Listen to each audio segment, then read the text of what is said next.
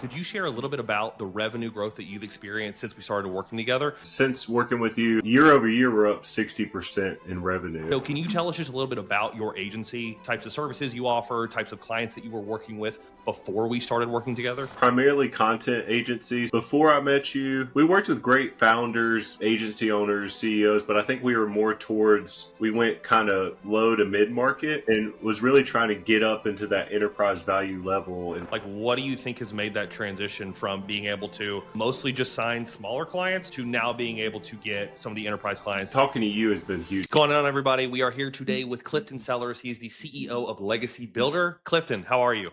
Doing great, man. Appreciate you having me on. Absolutely. Glad to be able to chat. So let's just dive right into it. Could you share a little bit about the revenue growth that you've experienced since we started working together? Maybe just a little bit about the enterprise clients that you've signed and the increase in revenue that you've had?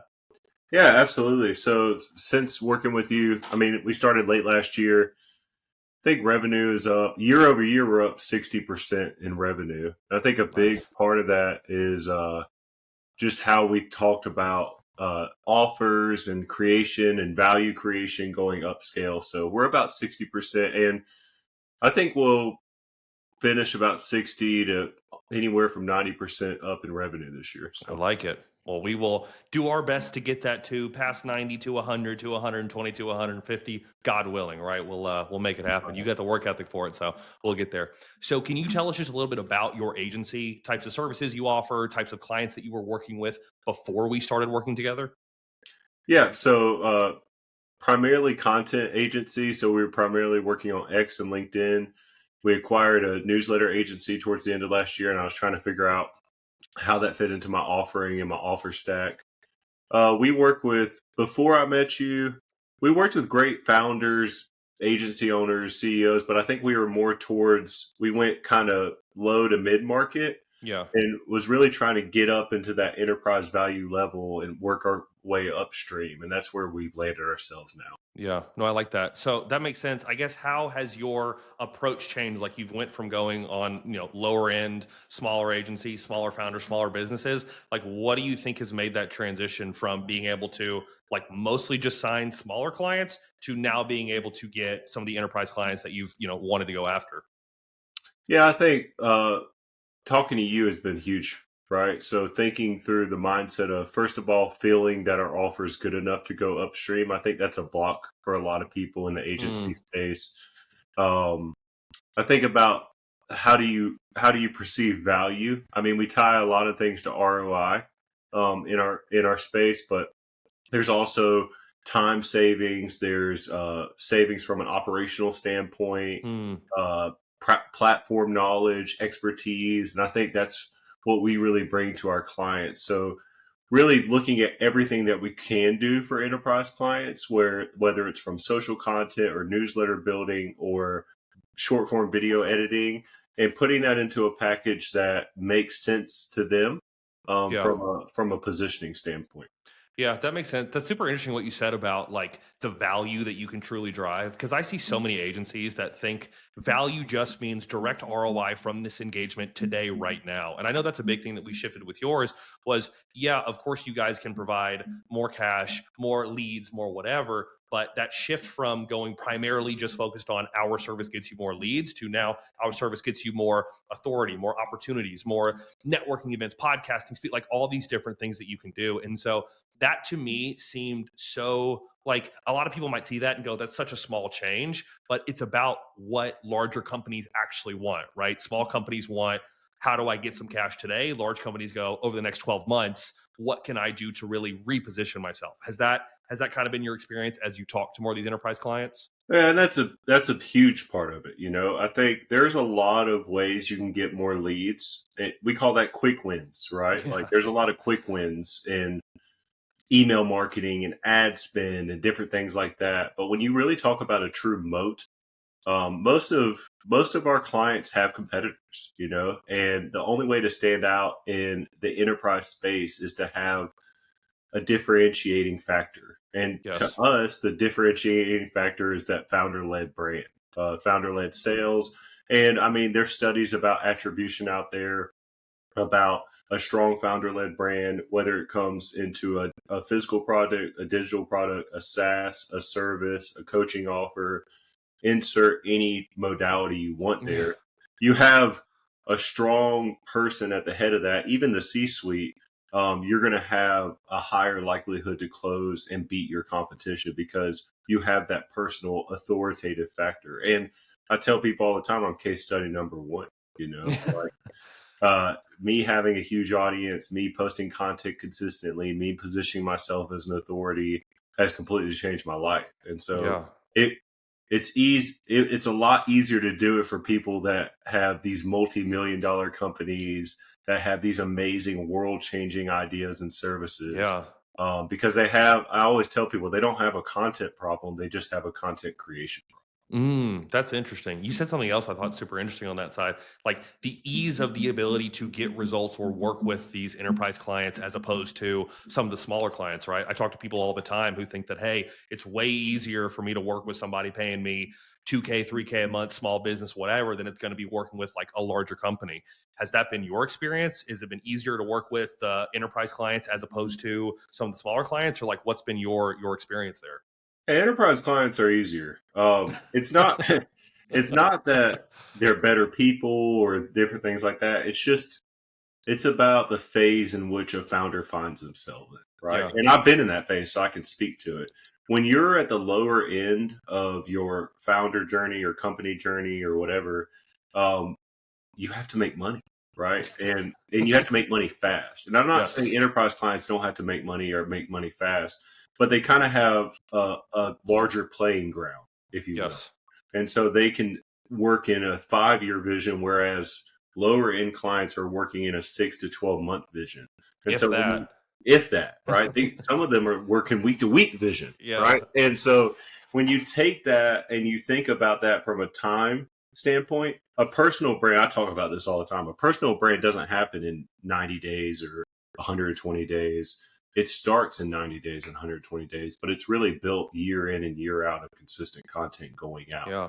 And it's just hard, man, because you always, with the lower end clients, there's so much pressure on the agency relationship. And I think that's why Yes. we see agency burnout. I don't think a lot of lower end clients should hire agencies. They'd be better off hiring freelancers or different things like that. But when you talk about a cost saving and a time alternative, like the higher end clients, like most of them can build out full marketing teams, full ad teams, full creative teams just from an agency model, finding a few Yeah. of the agencies where they don't have to deal with payroll and HR and turnover. And really, they just say, hey, here's everything I want. And you guys figure it out. Come back to me with a finished product. I sign off on it. And it's a lot healthier relationship. And they're busy Yes. people, man. High end enterprise clients, I tell people this all the time.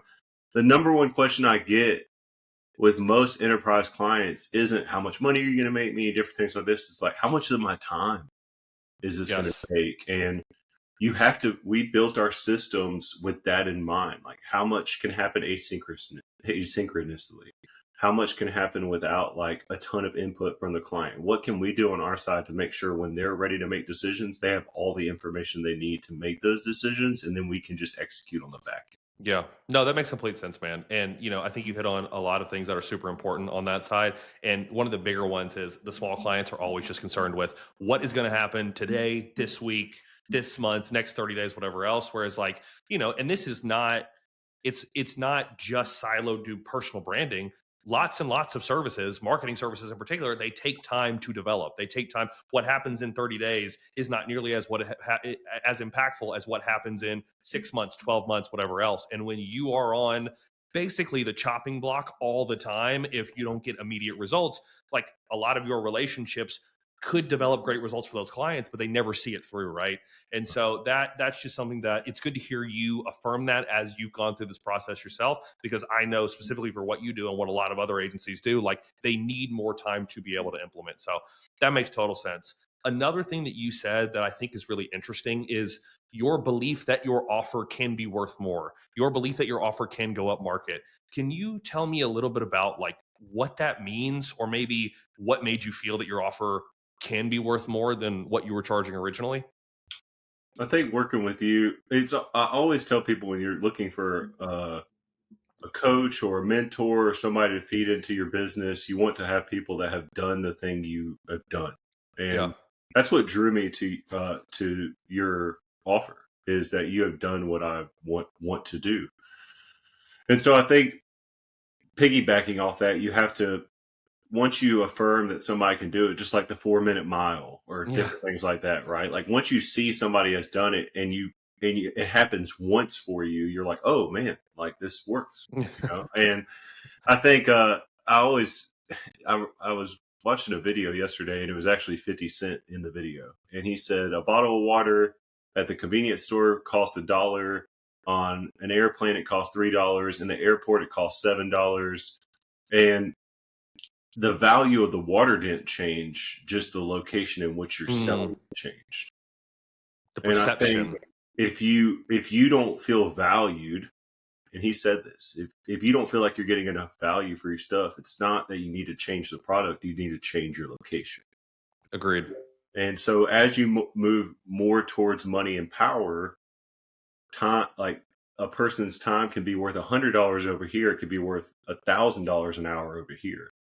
And so you have to change your perception of the people that you're serving in order to really value your service where it needs to be. Yeah, that makes sense, man. I would agree. Your value is directly correlated to where you are pitching that value, Yep. right? $100 an hour, $1,000 an hour, $100,000 an hour, right? And so Right. that's a good point. So one other thing that I want to make sure that we cover here is that we talked a lot about the offer, the market, the types of people. I know that we spent a little bit of time going into your sales process itself. Can you help me understand a little bit more about like maybe some of the systems or strategies that we've implemented inside of your sales process that has made it easier for you to close larger clients? I think you showing me like your 3 pillar approach, and just understanding, not necessarily selling the process, but selling the end result, and Mm, then coupling the process in during that sales pitch. Really going over like, how do you immediately establish authority? How do you establish what the end result and what they can do? How do you establish social proof with case studies?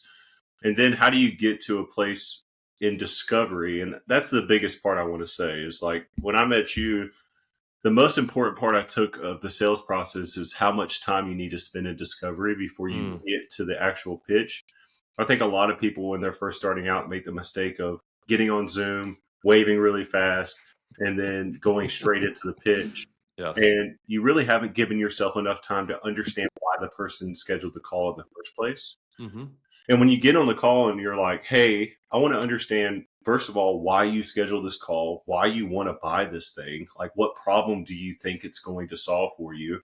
And let's validate if that's a real reason to get into the sales discussion. Or maybe I'm not even the solution you need. Maybe I need to Yes. introduce you to somebody else. Maybe it's not the right time, because I don't want to sell anybody unless it's 100% we can help this person and they need our solution. I'm not going to hard sell anybody or try to pigeonhole them into thinking my solution is the only solution. So I think what I really got out of it is coming prepared to calls, Yes. doing your research before a call, figuring out about the prospect, what are they doing? Because if you come to a call with just a little bit of discovery on the front end, and you have looked over their website, you looked over their content, you can speak intelligently about what they're doing, the close rate just skyrockets. It's just like, Yeah. and the simple trick of like, they schedule a call and you send a text message, I mean, it's so obnoxiously obvious, like, it's like, Nobody oh, does you it should though. text people before right when they do a call, the show up rate's going to go up. And it's like, well, damn it, Alex, Yeah. that sounds so obvious. It's stupid, but Yeah. it's right. I mean, I think it's just little things. Sometimes you're so close to a problem. Um, I tell people this all the time, that a fresh pair of eyes, that somebody that's walked the path before you, can make all the difference. And coaching programs, man, you're looking for 2 to 3 things that can move the needle. They're Hmm. not, they're not going to save your business if it's already going to fail. But Correct. if you're on the right track and you're about 2 to 3 pieces of information away from unlocking the next level of your journey, that's when you go into a program like this. I would agree with you. I would agree with you for sure. And yeah, I mean, so much of the stuff seems so obviously simple outside looking in. And, like you said, like I did the same thing. I made all of the same mistakes. I went through all of the things that seem simple now, but, if I knew now what I know, or if I knew then what I know now.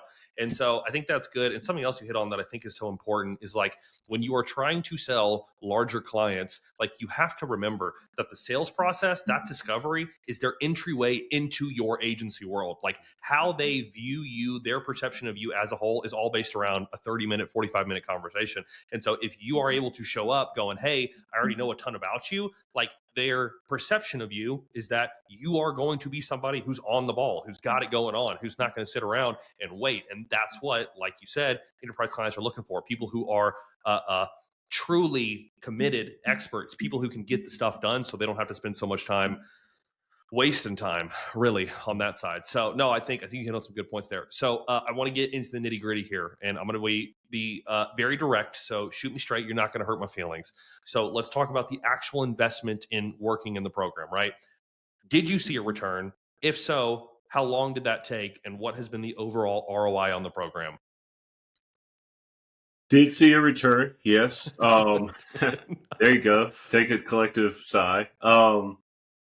It didn't take long. Within the first month, I saw a return. The quickest win was just when you're very confident in your offer stack as an agency, you're going to make more money. Yeah.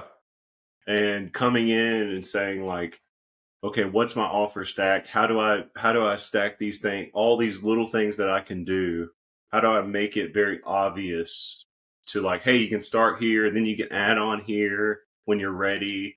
And then that intro offer exercise of like, okay, they're not ready to commit to 6, 12 months. How do you have a 3 month like starter package where they can get a taste of what it's like to work with us and then want to continue? We signed one of our biggest clients who wasn't ready for a 6 month engagement. We threw out the Kickstarter package. They signed up for the Kickstarter package, and now they just renewed for 6 more months, right? And before I met you, I would have just been like, well, they're not ready 6 months. I guess I can't sign. Yeah. So, Hopefully they come back around in the future. yeah, it's just those little things, man. There's a lot of money left on the table when you're just trying to make up offers on the fly. Like I mean, and I've been there, man. I've been there. We all have. But I charge my price. I have my offers. I have downsells and upsells and cross sells, and that came directly out of this program. It's just you and me on a call saying, "Hey, here's everything I can do. What does that look like from a packaging standpoint that makes sense to enterprise clients?" And you Yeah. giving that, "Hey, this looks good," and I even push back on you a little bit. You're like, "Hey, this should be here," and I was like, "Man, I don't know. I've been on these sales calls, and I think I need to move this over here." And to your credit, I think a lot of coaches are like, "No, it's my way or the highway. You got to do it this." And you said, "Hey, if that component makes more sense in this package, move it over there." And then you Yeah. gave me some feedback, and we did it. So I think that healthy back and forth in our relationship has made a huge, Yeah. huge dividends in my business. Well, I'm glad to hear that, man. Yeah, I mean, I think from my perspective, my job is to take a 30,000 foot view of everything that you're doing, combine that with the experience that I have for my agency, as well as all the other people that I've worked with, and go, hey, based on everything, this is what I think would work best. What do you think about it? And now let's put our collective experience together because you have more experience in your agency than I do because you run your agency. I do not. And so I think our ability to do that allows for us to be able to come together to make a great just great offers, great sales processes, great everything. And so that's good. And so I want to hit one last time because you've been real shy about sharing your numbers, and I understand everybody wants privacy. That's okay. From an ROI perspective, if you had to give a range, right? I'm not asking how much cash you made. I've got some screenshots that I'm not going to share with anybody. So from an ROI perspective, would you say 1x, 2x, a I million X, probably like a in million. the couple of months we've been together? I would say easily 10x, Okay. easily. Yeah, 10 to 15x my investment. Ooh, okay, that's more than I thought. So I like Yeah, that. yeah. No, hey man, I'm genuinely, and I joke or whatever, but like genuinely, I knew that from the moment that I met you that that was possible. I knew that it was, and so I was very just transparently excited to be able to work with you because I knew what we could do together. And so I am in no way surprised, and I've told you this before, I am in no way surprised about what you've been able to accomplish after implementing these strategies, implementing these systems. Like, it doesn't shock me at all. And so I think that we are truly, truly only getting started here. So based on truly only getting started here, like, based on everything that we've done together, 6, 12 months out from now, like, where do you see your agency? Where do you think you'll be at? I think we'll be. I think we'll. I mean, I joked the other day. I had a call, and before I started all this journey, I was like, man, if I could just make a couple extra $1,000 a month, yeah. With this program and everything I've learned, I could easily see us becoming a $5 million agency down the road. I mean, it's just time at this point. I think Yeah. it's time and systems and levers and being okay with being bored. I think a lot of It's people good chase advice. shiny objects all the time. We got AI, we got this stuff, we got that. And it's like, you know what? Like, you have a good offer, you got product market fit, people are paying you. Most of the time, it's just more of the same, testing new creatives on ads, testing new outreach methods. Really, the secret is found in the LTV side of everything. And so, like, Yes. making sure your perceived value over a long period of time is there and just consistently pouring into existing clients and then serving new ones. I think that's Yep. a big thing. Makes sense, man. I think 5 million is the baseline for Yeah. you. I think 5 million is like the base of where you can get. And so you said one of the things that I think is really important, and it reminds me of a conversation that you had or that we had about the shiny object syndrome. And I Mhm. remember you sending me a message about something that you were possibly entertaining to add. And Yeah. my thought process is always, man, you got something great going. Literally, the only thing that you need to do is more of what's already working. Let's Yeah. not add complications. Let's not do any of that. And so, I've had people pour into my life who've said very similar things to me. Hey, you got something good. Let's just keep doing that. And so I'm glad to hear that. So I want to ask you, if you were to talk to an agency owner right now who is stuck with small clients, they're stuck with people who don't respect them, they take all their time, they don't make as much money as they want to make the leap to enterprise clients. Like, what would you tell them? Or tell them to join your program for sure. I think you pay people for speed to execution. Hmm. Uh, if you can get somewhere faster by paying somebody to unlock a certain level of knowledge and expertise because they've walked a road before you, you should do it. It's literally every breakthrough I've ever had in business is paying somebody that has a skill set and knowledge that I do not have to show me their skill set and knowledge and me apply it accordingly. Yeah. Yeah. I would tend to agree on both counts of they should join the program, obviously. But the second side of like being willing to, for lack of a better phrase, put your money where your mouth is and say, hey, I want this thing. If I trust that they can actually do it, like, I'm the same way, man. Anytime that I am pursuing some new endeavor, my first thought is not, how can I do this? It's, who can I find that has already done this that I can give them some small amount of money in exchange for what I'm going to get value wise on the backside of that. And so we think the same there. So, last question then.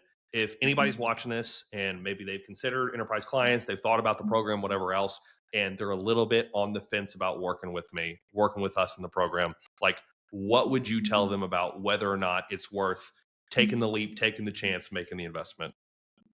I would say do it, apply it immediately, listen to what you have to say, and just take a chance on yourself. I mean, I think program's only as good as your mindset going into it. And so if you have an offer that's working and you're tired of kind of that treadmill mentality of churn and lower paying clients and different things like that, this program is going to give you the tools and equip you. And Alex, you're just the availability of you being open, being available in Slack. I mean, I've called you a number of times and you're like, you answer, Yeah, man. and I mean, I pay you, so you should answer, but that's not always true. Facts. In the coaching community. So, if you want to be with somebody that's done it before, if you want accountability and a roadmap, and not just somebody giving you raw bull crap, but somebody that's actually giving you practical advice of they've walked through it.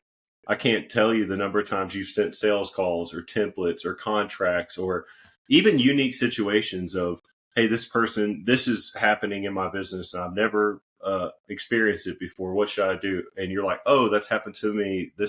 Here's how to do this. Here's a script on how to handle that unique client situation. Yeah. I think it's just having that safety net of somebody that's done it, where you're not just, there's a certain point in all agencies where you run out of Googleable problems. I tell people that all the time.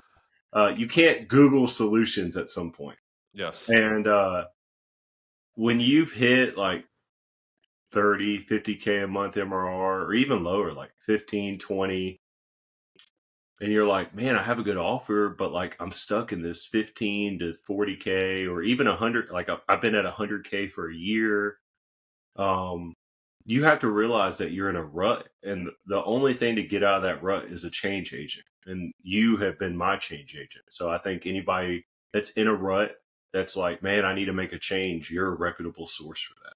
Well, I genuinely, I really appreciate that, man. Like I take this very seriously because I feel like, not trying to get religious on people, but like I feel like God put me on this earth at this season in my life to do this thing. That's And awesome. so I am very glad to hear that. And so, man, I appreciate the opportunity to get to work with you. I appreciate the opportunity to be able to chat with you today. And I look forward to the things that we continue to do and to see your growth as we continue on this path together. Thank you, Thanks, man. brother. Appreciate it. Absolutely. See you, everybody. Bye-bye.